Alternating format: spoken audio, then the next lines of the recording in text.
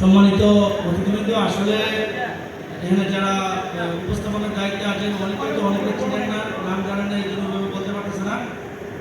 Nabinagar association চট্টগ্রামের পক্ষ থেকে যারা সামনে সাহিত্যে আসছেন সবাইকে সম্মানিত অতিথি হিসাবে আমরা নাম পুরোপুরি স্পেসিফিক নাম উল্লেখ করতে পারতেছি না, নাম না জানার কারণে সবাইকে বিশেষ অতিথি হিসাবে আসন গ্রহণ করার জন্য আমরা সভাপতির পক্ষ থেকে অনুরোধ জানাচ্ছি।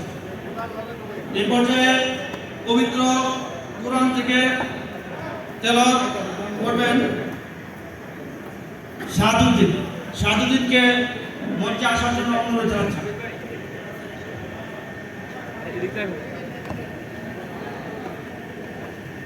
এমদাদুল হক, বন বিভাগ, আপনাকে অতিথি হিসেবে আসন করার জন্য বিশেষ